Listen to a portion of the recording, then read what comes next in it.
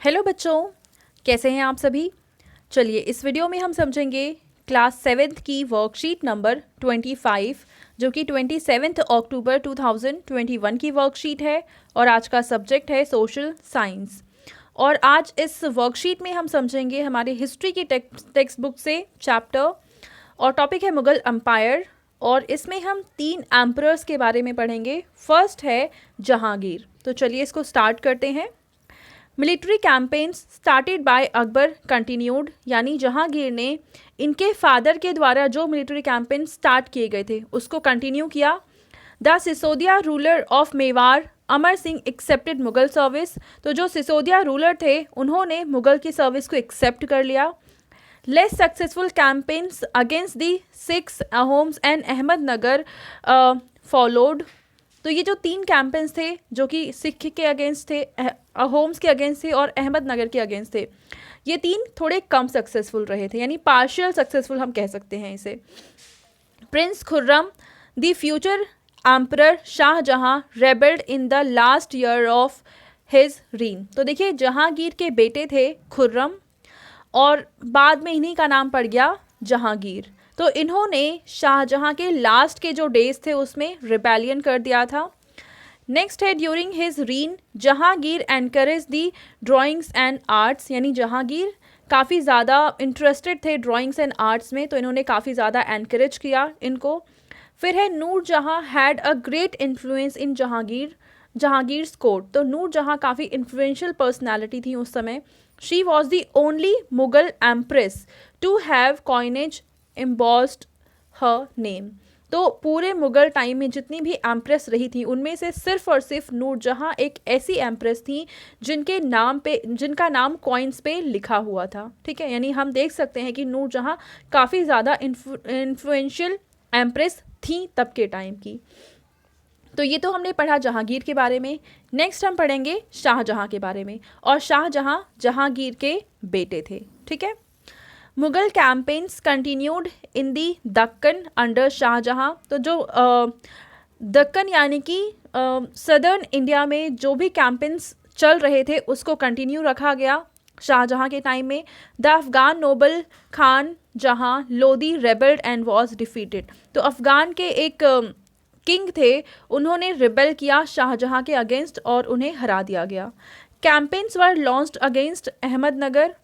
The Bundelas were defeated and Orchha seized. तो ओरछा को seize कर लिया गया था, बुंदेलाज को हरा दिया गया था और अहमदनगर के अगेंस्ट कैंपेन स्टार्ट कर दिए गए थे। ठीक है, ये बात है शाहजहां के टाइम की। ठीक है। नेक्स्ट है अगर हम नॉर्थ ईस्ट की बात करें, the campaign to seize Balkh from the Uzbeks was unsuccessful and Kandahar was lost to the Safavid.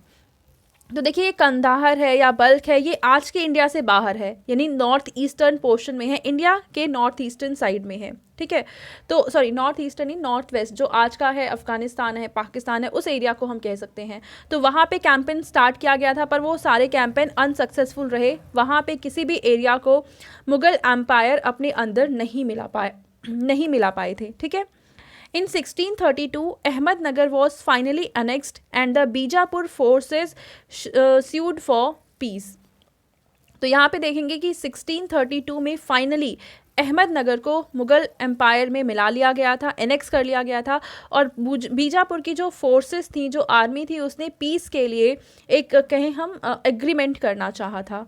और 1657-58 there was conflict over succession among Shahjahan son. तो शाहजहां के 4 बेटे थे और वो आपस में लड़ने लग गए थे 1657-58 के टाइम में, और वो हर एक नेक्स्ट किंग बनना चाहते थे। तो finally Aurangzeb was victorious and his 3 brothers including Dara Shikoh were killed. तो औरंगजेब जीते, बाकी 3 भाइयों को उन्होंने मार दिया। तो अब पढ़ते हैं हम औरंगजेब के बारे में।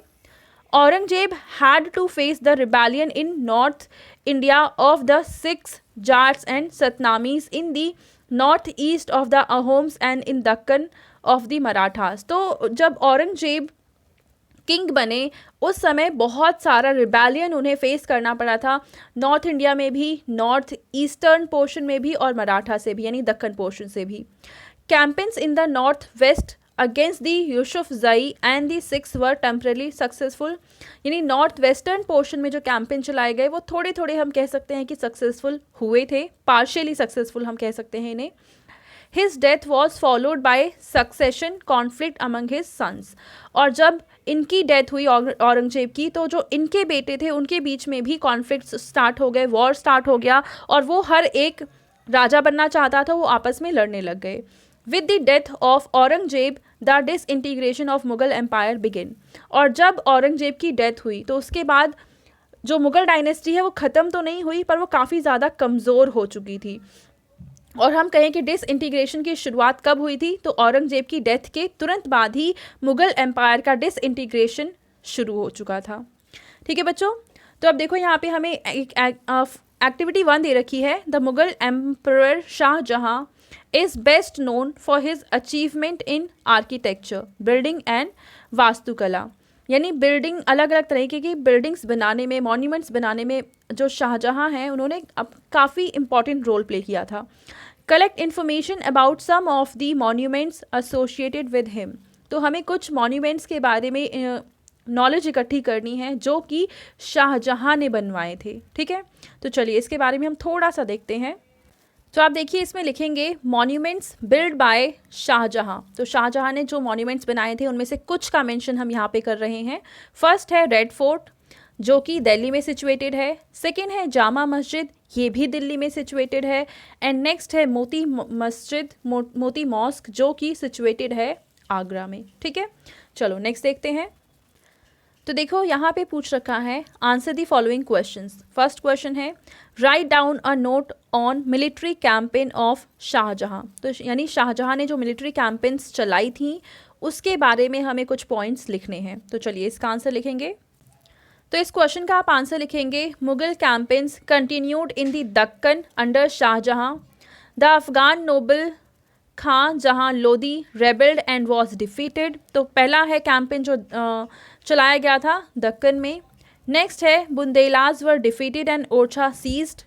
नेक्स्ट है the north west, in the north west the campaign to seize Balkh from the Uzbeks was unsuccessful and Kandahar was lost to the Safavids. And last है in 1632 Ahmednagar was finally annexed and the Bijapur forces sued for peace.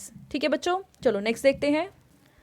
इस question में हमें बताना है कि ये statements true हैं या फॉल्स हैं। फर्स्ट स्टेटमेंट है Nurjahan was the wife of Shahjahan, तो ये फॉल्स है। क्यों?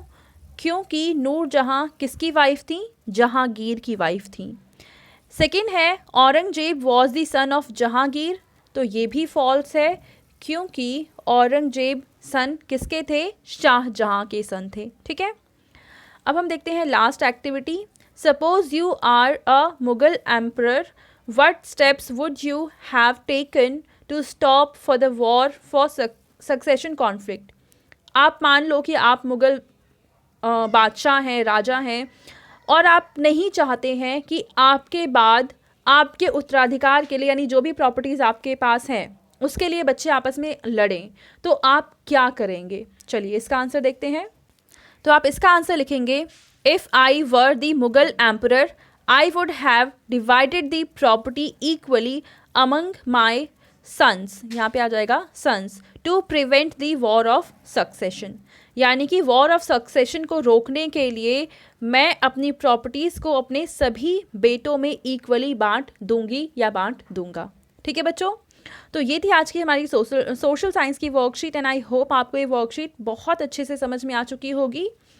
एंड बेटा अगर आपको ये वीडियो पसंद आई है तो उसको ज़रूर लाइक करें, अपने फ्रेंड्स के साथ भी शेयर करें और उस चैनल को सब्सक्राइब कर लें। Thank you.